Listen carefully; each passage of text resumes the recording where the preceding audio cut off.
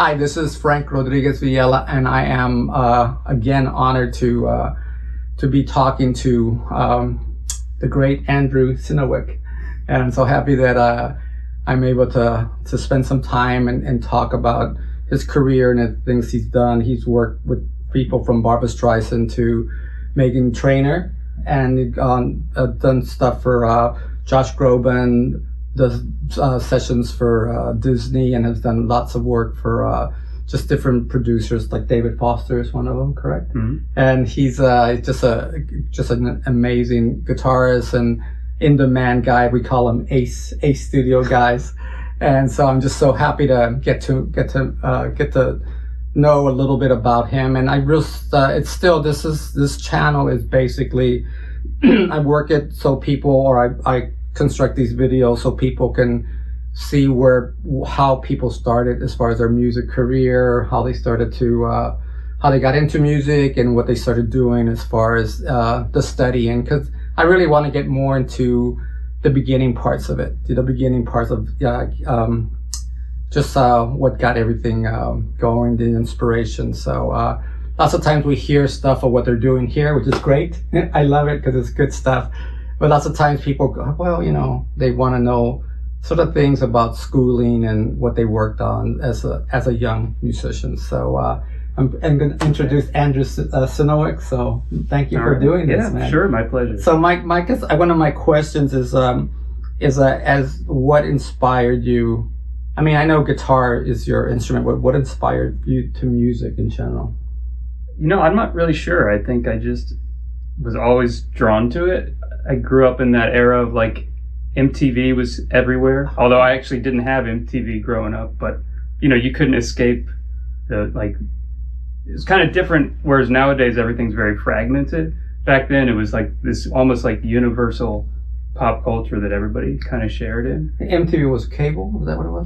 Was that what it was? Right, it was a cable thing. Right? Yeah. And You've heard of MTV? Yeah, I've heard of MTV. Yeah, but I just because I didn't know, because now everything is subscribed. You have to subscribe. Oh yeah.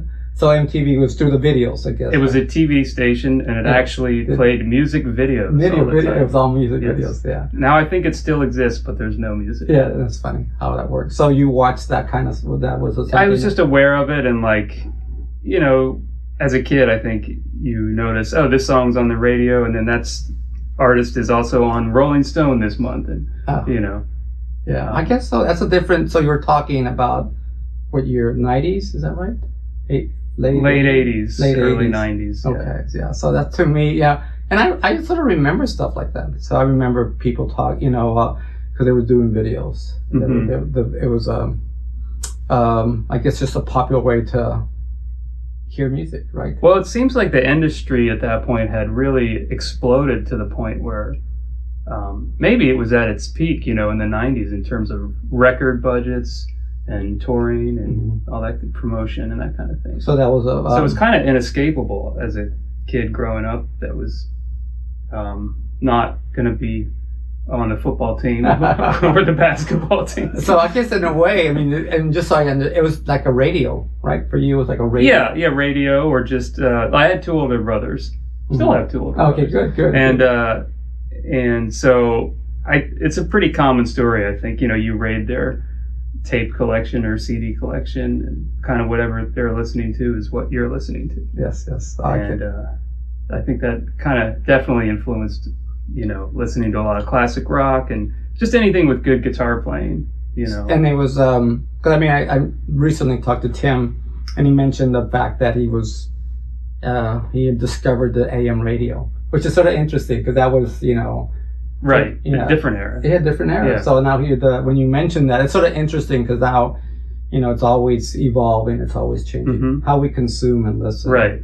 And so, were there any particular artists that you said, "Oh man, that guy, that video, or that particular song on the video"? Well, we had my brothers would always record stuff off the TV, and they had recorded the Who had done Tommy 30th anniversary. Oh. And so we had that on video, and I would just watch it over and over and over again. Okay, VHS then. Yeah, that and Led Zeppelin, The Song Remains the Same. Okay.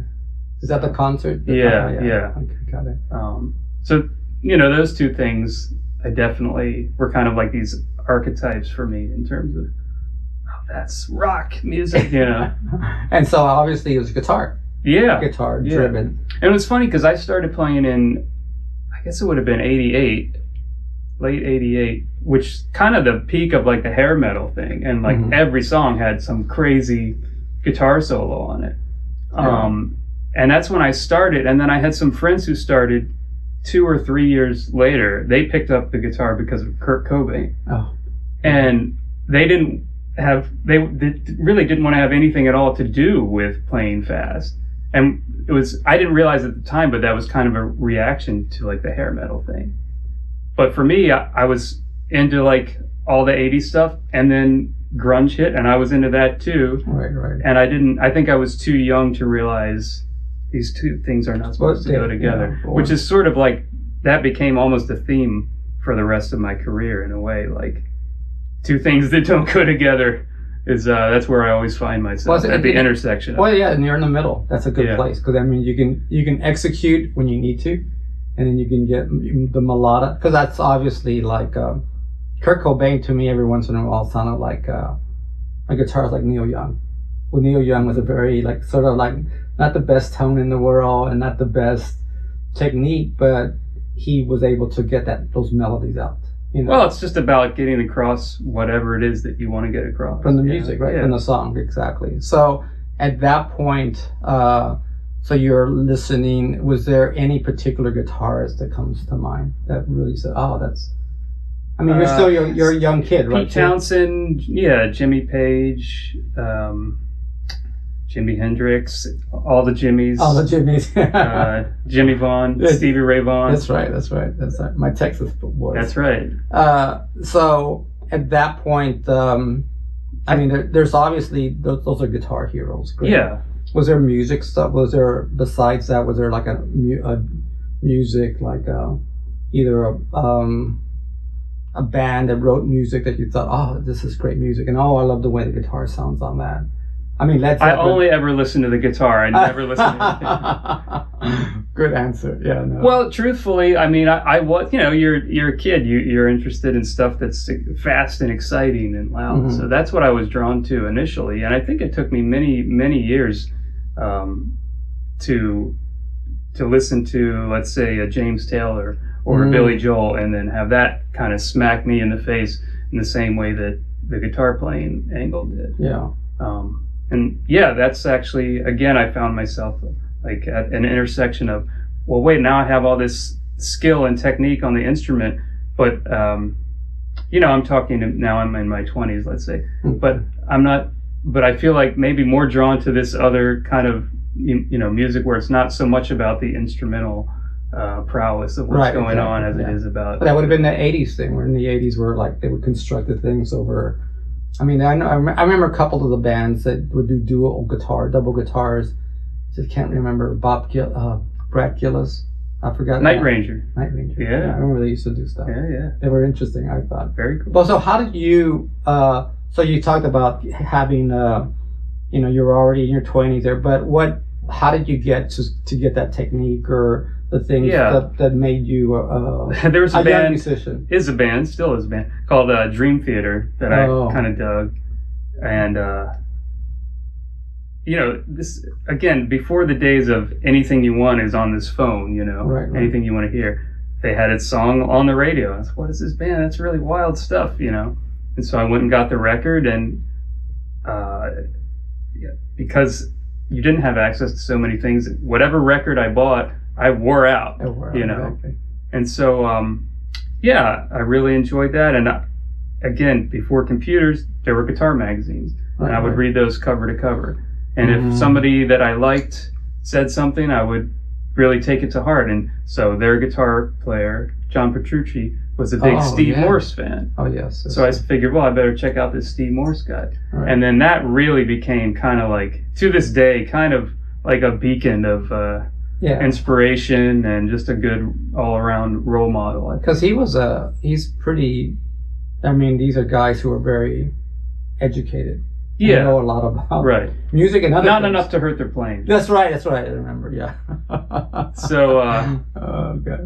And I found out that so Steve's music was like if you think of, like there's rock music, 3-chord rock music, and then the next level up is, well, maybe many levels up is like Dream Theater's really complicated stuff and draws on different influences. Steve Morse's music is even beyond that, varied influences. Draws from classical music and bluegrass. Like the Dixie Dregs. Right, that was the band. I remember that. Yeah. Jazz. And then that's really opened my ears to different types of world music as well. Yeah, you can hear like in his playing, you hear a very, almost, I don't know exactly what he played, but I think it was just a regular, like a Strat sort of maybe. He had like a Frankentelly, he called it. Is that what he called it? Yeah, that he kind of put together himself. But that's right, I was going to say, you can hear all those little telly-tech licks, like something like James Burton would do or something. Yeah, like kind of, yeah. So that's crazy. So, but who was preparing you to do that? Did you go to Well, I'm very lucky in that my middle brother played guitar. Oh, okay. So he put me on the fast track to all the hot licks. So he was the one that helped you. Yeah, he did. Here's this Led Zeppelin song, and here's this. So he took him out, and then he teach him to you. Yeah, because it was just kind of like whatever he was learning, that's what I would learn, Okay. So he was your teacher? Unofficially, yeah. I took lessons. Actually, we both took from the same like local guitar teacher. Okay. And I think at the time, my parents, who do not come from a musical background, to put it mildly, but they thought, well, you got to learn classical guitar. Which I wasn't into, but if it meant that I could do, if the half-hour lesson, if I could spend half of it learning Van Halen, I would jump through the hoop of spending the first half on, this kind of right-hand classical guitar technique. Turns out it actually was a big help down the road, and as I grew to actually love the classical guitar repertoire, and it's a whole other rabbit hole that you could spend a lifetime on. But there again, it's like another influence where, well, yeah, am I a classical?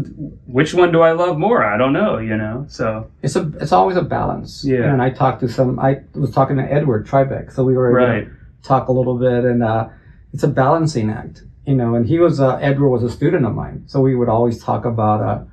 I would talk to him about the preparation, and I would always write charts for my rhythm section class, and he said, well, like in LA, we would probably do something like this, and I would count it out. He said, oh, can we take it up an octave? That kind of almost little things.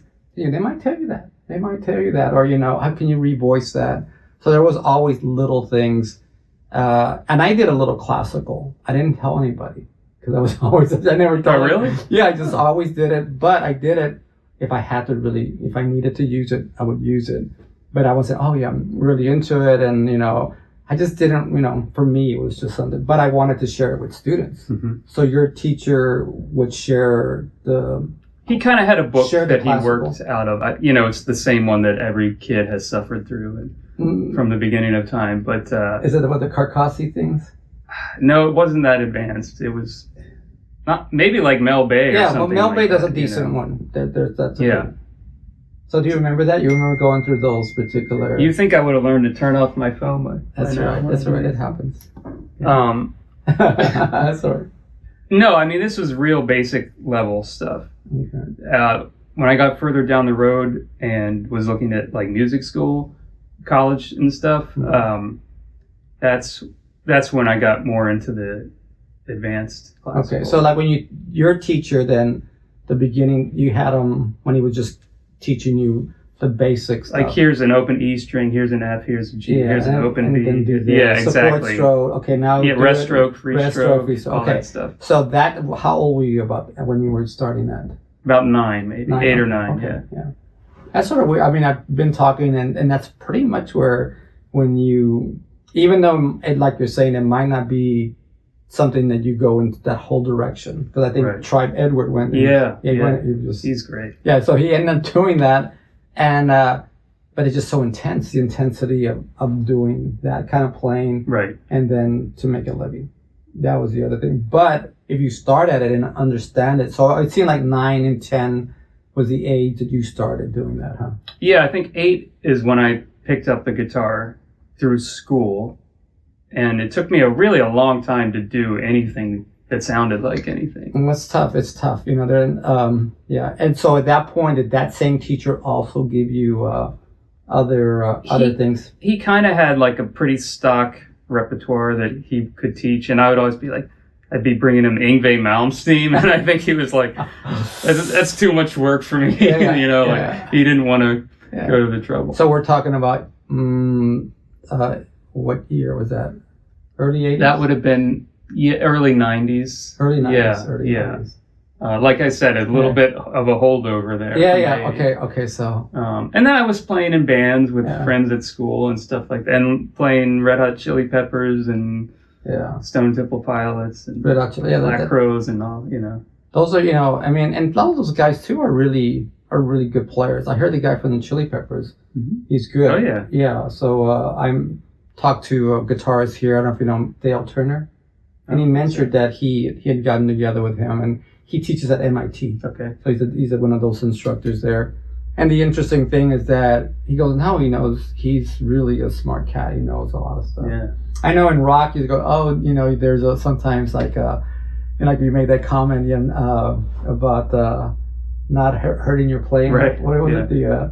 Where you, and it's like, when I was here, they would say, oh, well, there would be ads in the LA Weekly. Musicians were looking for gigs and sessions, and one guy said, oh yes, I read but not enough to hurt my playing.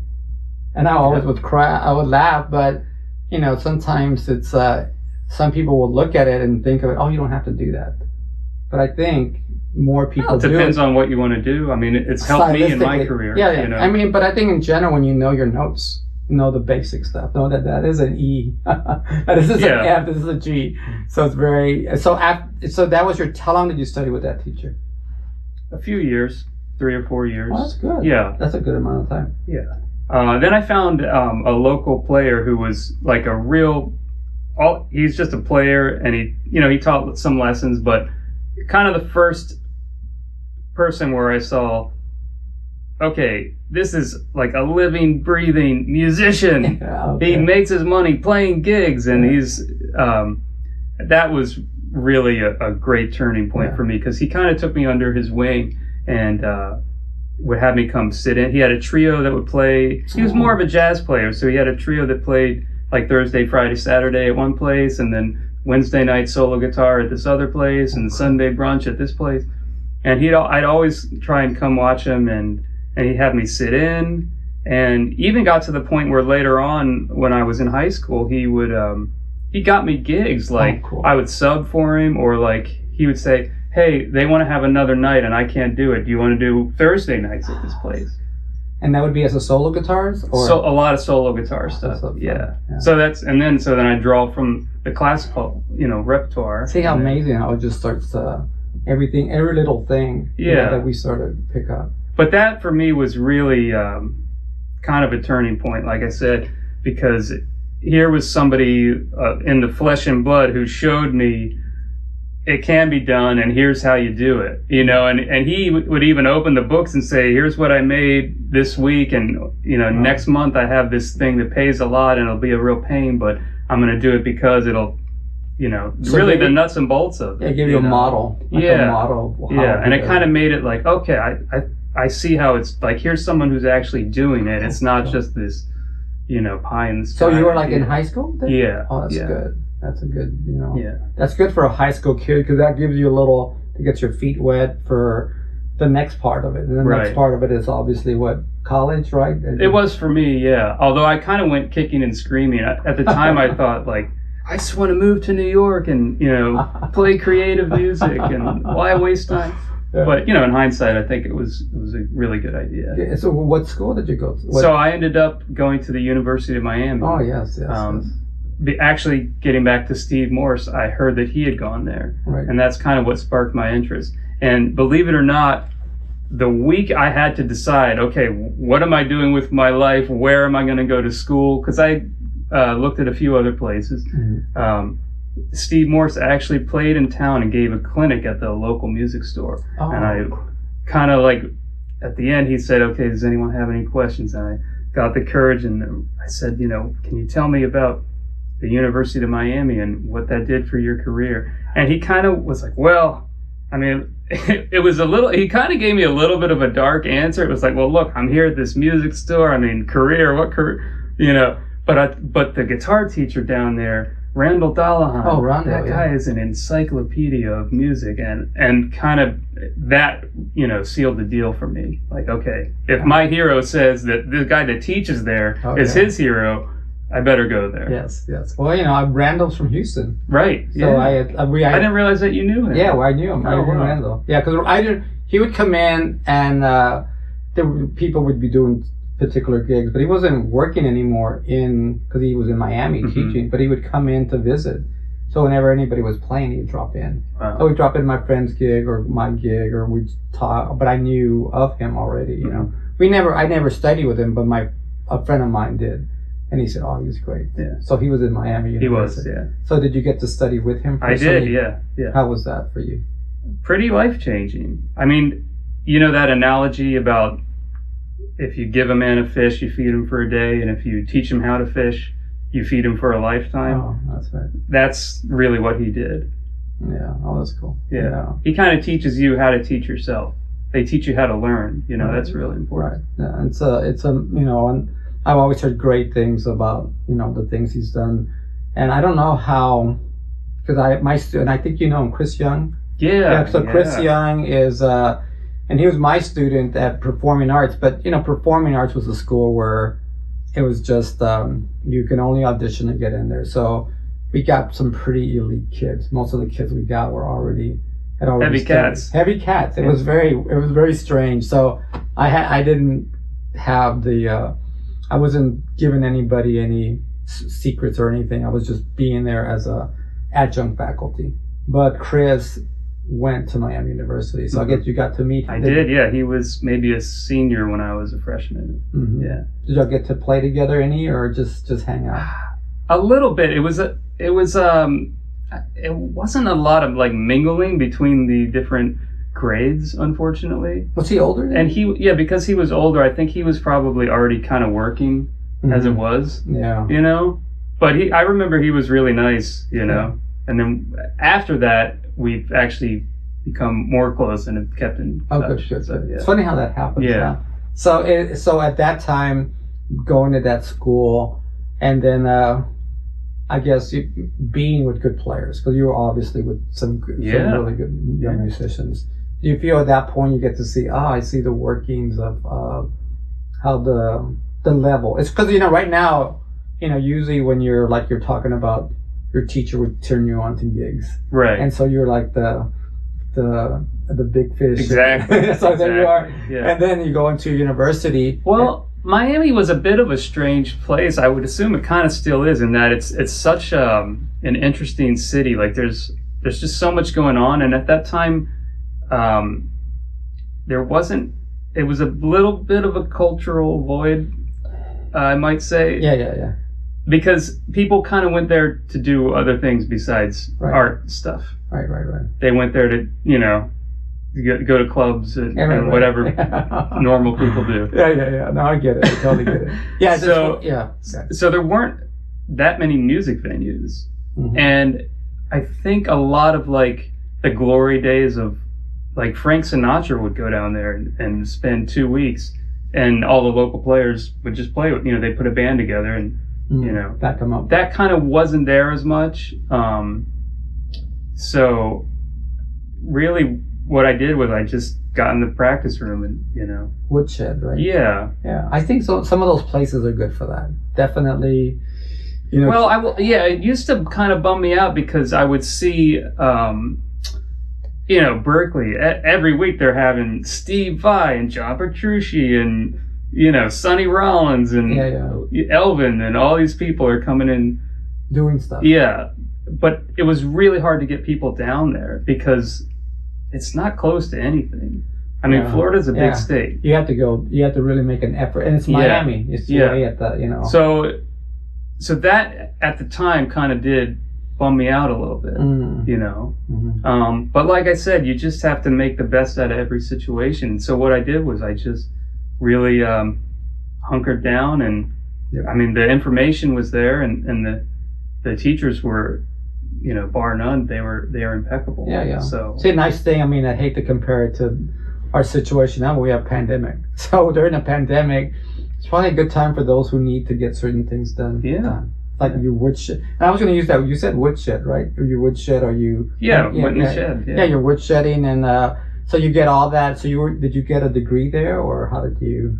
I did, unfortunately, or fortunately. No, it's great. It's a good thing. Yeah. It's always nice to have that. I always tell it's a good thing to complete, to start, and to complete. Yeah, that's always a good thing. So it's I know most of the stories are where they go in there. And so was Pat Metheny was looking for a bass player, and I just jumped on it, and I got out of school and finished. I think at a certain point, I sort of thought, maybe in the back of my mind, I thought like, oh, that's going to happen to me, and it kind of didn't, Right. And although I did get some on the job training, I can speak about in a little bit, but that also, you sometimes you get raised with this idea of like, oh, you're going to go to school, and then And when that didn't happen, I think I did get, a little bit bummed out, but you have to just keep going back to the well of inspiration and seeing what you can find, get back in that practice room and make something happen.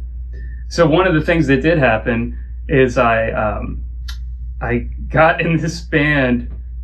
There were some pop tours that left out of there. And this guy that had been in the New Kids on the Block. Oh yeah. Do you know that band? They were huge, like in the 80s. Yeah, it was like the first boy band. Yeah. Right.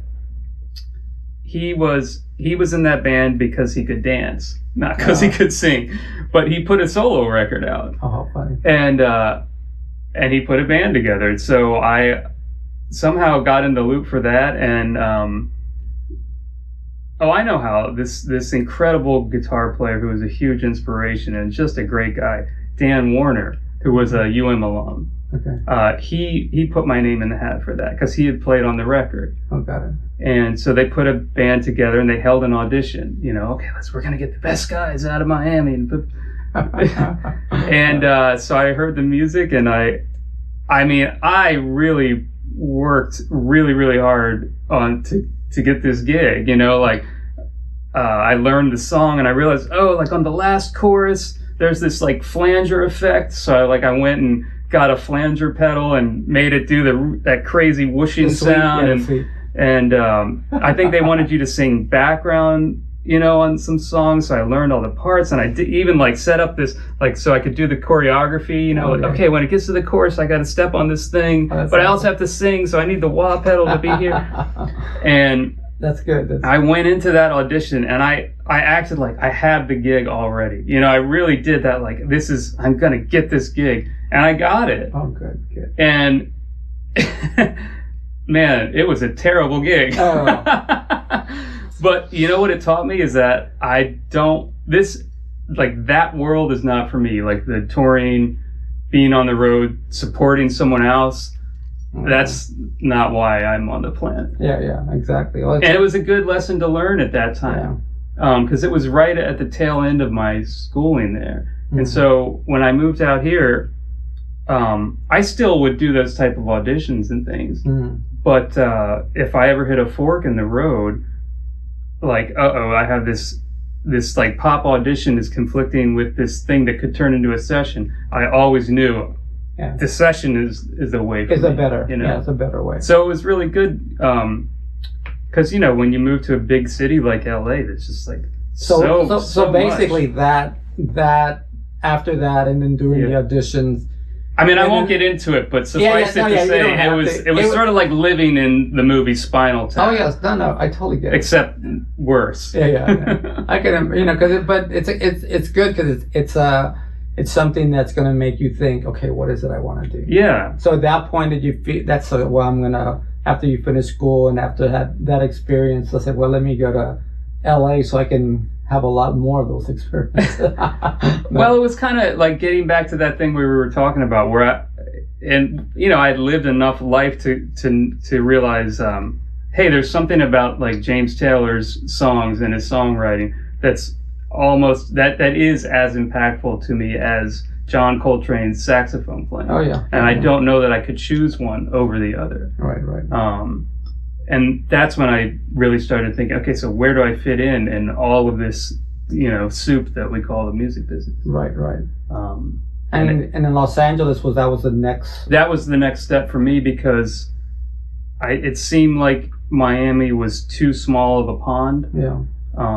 But that gig didn't bring you the new kid on the block, or I guess the one kid on the block. the old kid. The old kid on the block. That gig didn't bring you to Los Angeles. No. Okay. No, it didn't. But nothing brought me here other than my Honda Civic. I mean, I had no reason. I just knew...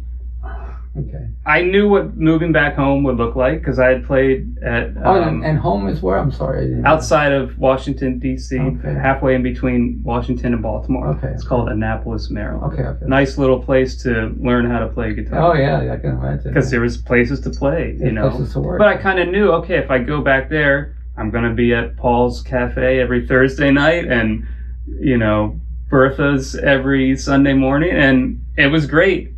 But... Yeah.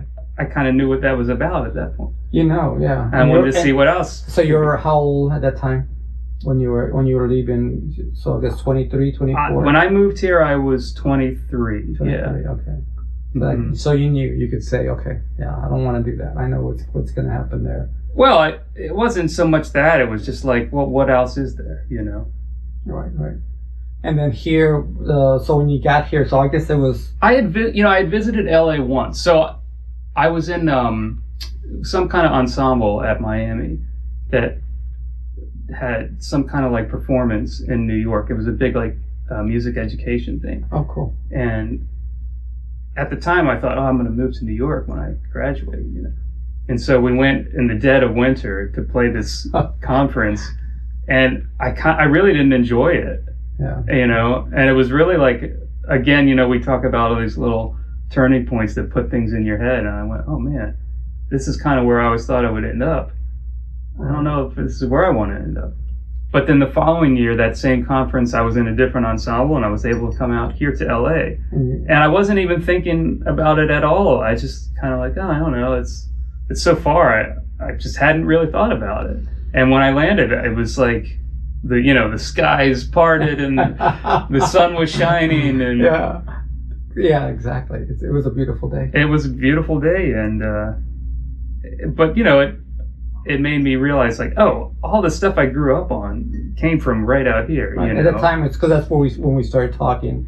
That particular, and we talked about MTV, and I remember all that motion. Because I would hear about that stuff too. Yeah. And some So I knew that so much of the production was here, right? Along with the bands, and also like the movies, and like, I mean, I remember as a kid, like watching Three's Company and being like, man, who did that like crazy wah guitar part? That's funny. I found out it was Tommy Tedesco.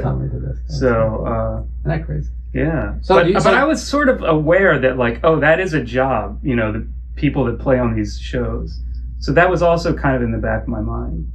And did you know? So you knew their names. You knew who they were because you read. Right? Well, it was hard to find that information, But once I got here, there's kind of a network, and then somebody did a book a long time ago. It's out of print, but I'll get you a copy. And, so you learn who did what, and that's funny. This is like it's a.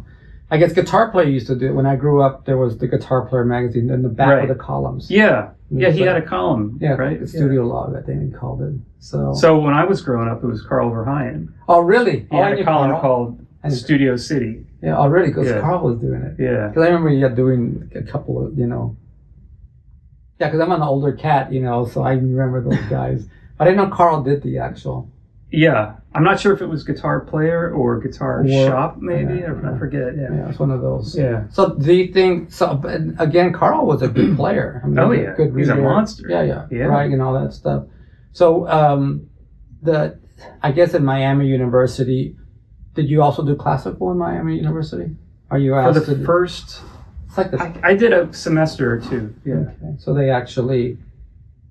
It was a requirement, but then they dropped it, unfortunately. Yeah, and I think North Texas is the same thing. I mean, there's several schools that I have to sort of, when I talk to students or talk to people who are starting, this is a good place to go. And North Texas is always a little tough because it's always like the best. You know, Texas is everything. Everything's bigger. Everything's bigger, and everyone wants to be bigger and better in Texas. But it draws a lot of musicians. Yeah. But not just that, it draws from all over the country. So most people go to New York, but but they still require the classical. Yeah. I went and looked at North Texas. It was great. I don't know who was there at the time. Fred Hamilton. Oh yeah. Does that sound right? Yeah. He's good. Yeah. Yeah. So all of that, so they obviously had a good guitar curriculum type thing at Miami to sort of say, okay, this is a... Well, Randall had a class called Sight Reading for Guitar. Oh, wow. And man, that was just a lifesaver for him. Yeah. So that, and did he have any ensemble, like guitar ensemble? They had the whole guitar ensemble five thing. Guitars or whatever. All of it. Were Big you part bands, of that? of course. Okay, good. Yeah. Okay, what chair did you play? No, I don't think they really did it like that. We alternated. It was that's good. pretty That's cool. the only way. And the harder, they actually, number one's always easy because that's the melody usually. So it's really 3 and 4 that are... Sometimes, those are the harder. intervals. What do you mean? Like a, tritone here? Oh, that sucks. But yeah, I got exposed to a lot of different stuff in Miami. And it was sort of maybe not the height, but there was still a big Latin pop explosion going on. Yeah. And actually, that same guy I mentioned, Dan Warner, he played on everything. But I think he might have had a falling out with one of the big producers there. Mm. And so they went and looked for somebody else, and somehow my name came into the hat for that. Oh, cool. And so I was able to play on, I think the first record I did was the artist Cheyenne. Oh, Cheyenne. Yeah. Real big artist. Right.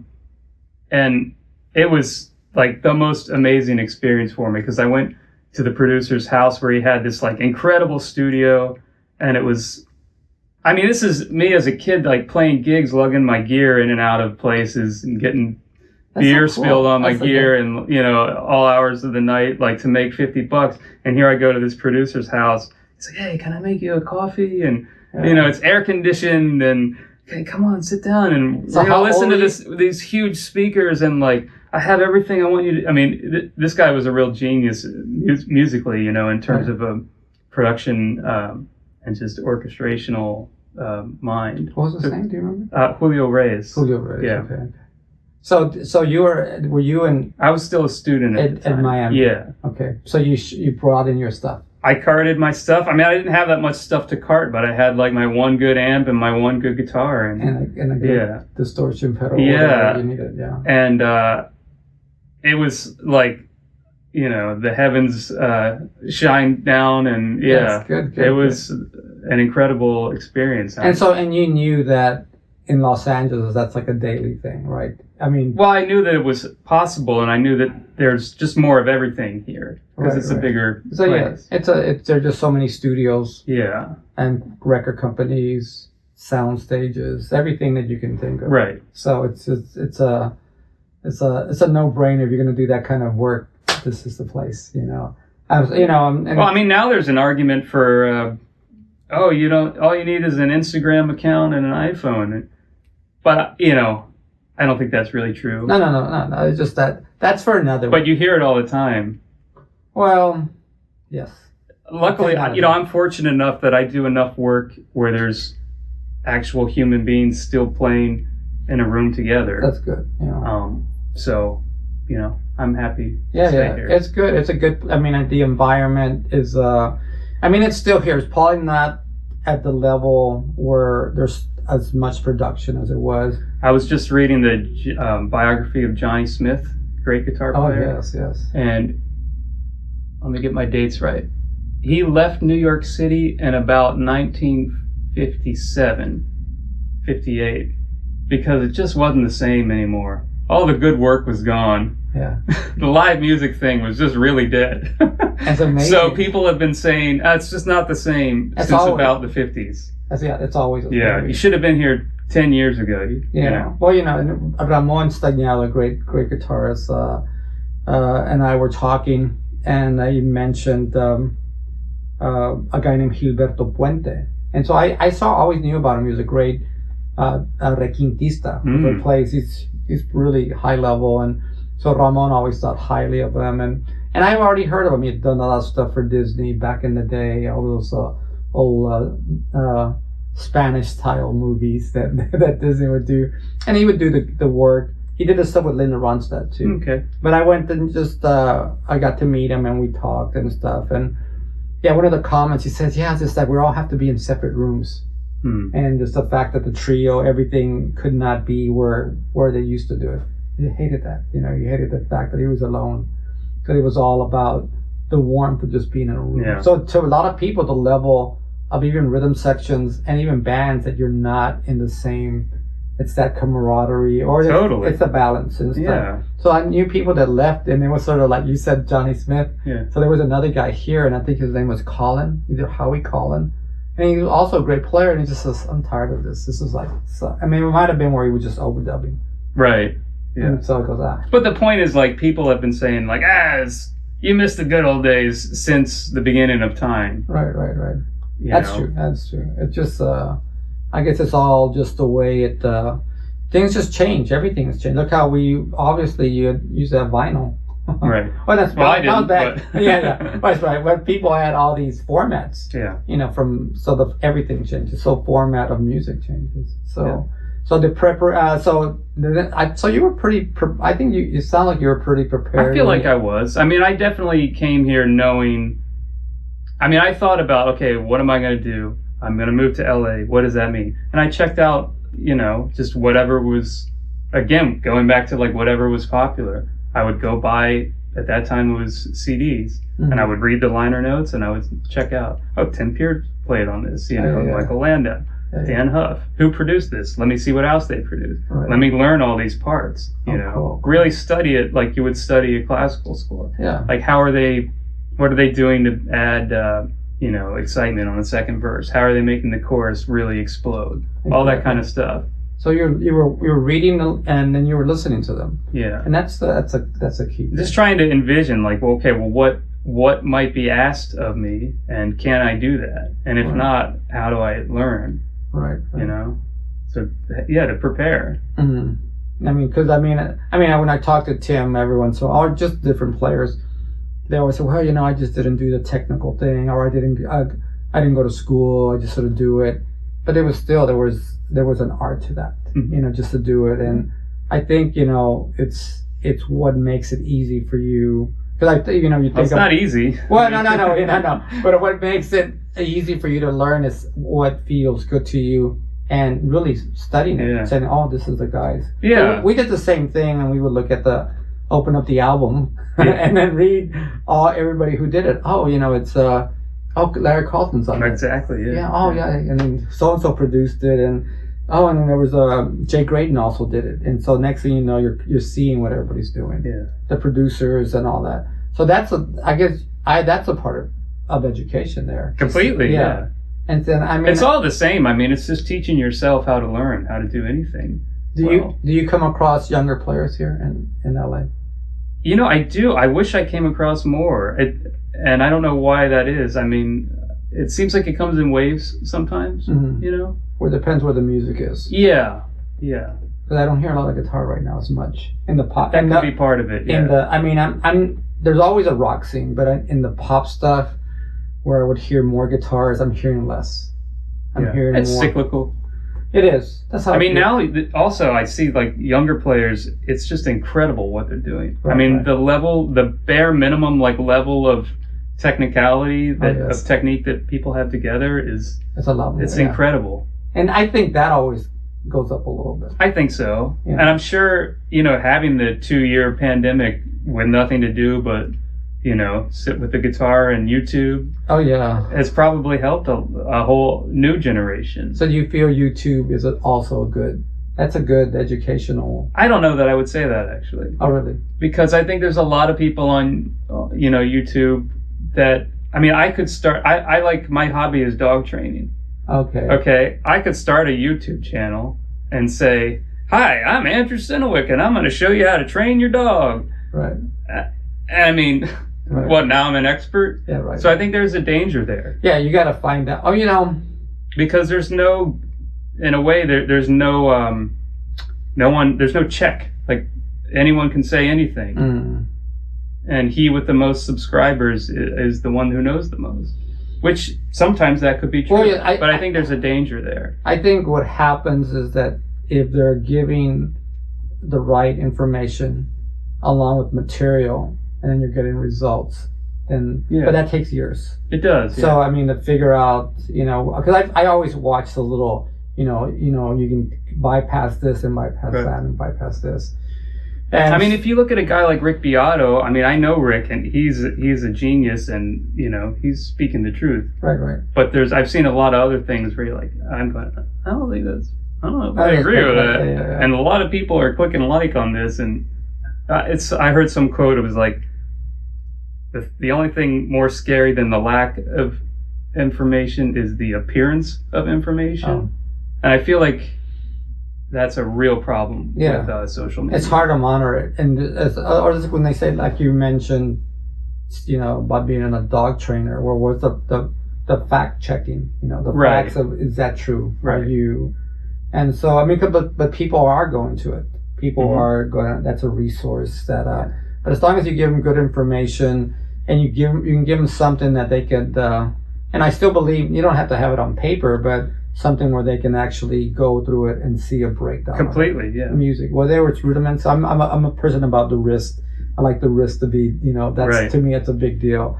And most people don't do that. I said, well, if you got that down, so if you got this down, then you can continue, and things will get a little easier. And then you go to the next step. Okay, now I know I can do this. Now maybe let me try the finger style. Right. And so all of a sudden. But if these guys are just teaching you songs, I can teach you that, and it seems like it's a lot of that, like teaching you. Maybe, yeah. I mean, I mean, and also the irony of me saying like, don't watch YouTube while we're doing a thing for YouTube. It's not lost on me. I just feel I need to say that. No, it's a good thing. I mean, I'm glad you're saying it because it's for people to understand that they have to figure out. I just feel like hours in the practice room are going to get you farther than hours in front of the, watching. Something online. Oh yeah, I think so. Perspective, of what it really looks like to do. You got to sit in the chair and do the work. That's right.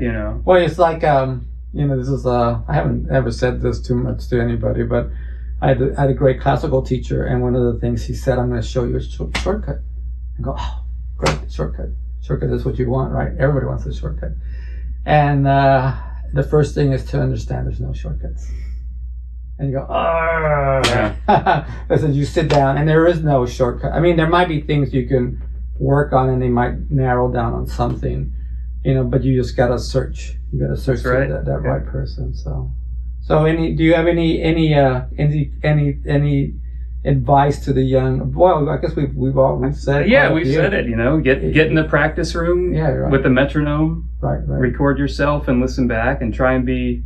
Analytical and scientific, and go, am I sounding better than I was yesterday? Am I sounding the way I want to sound? And if not, why? And then, okay, what do you do about it? Oh, yeah. That's just the increments of how things are. Slow and steady. Yeah, that's good. Yeah, that's a good, because I mean, at the end, it's like, I know we talked a little technical stuff, but sometimes people need to know that too, like, what those influences. We've mentioned Johnny Smith. Some people might not know who Johnny Smith is. He was a great jazz player. I think it's a definitely it's a different environment with the video. So I hope this will people who see this can sort of get to know sort of what the business is for guitarists. And I definitely I'm happy you did this. My pleasure. Anytime. It was so good. So thanks for what you do. And I guess I have to say, and you said it better. Is just you have to like. You have to like and subscribe. Is that the I didn't say it. Yeah, I don't know. I think that's what you're supposed to do. If you watch this and you like it, you're supposed to. I think there's 3 things of it, and I don't know. It's like, subscribe, and I don't know. And get in the practice room. Yeah, get in the practice room. So, all right. All right, cool. Yeah, awesome. Thank you so much, Andrew.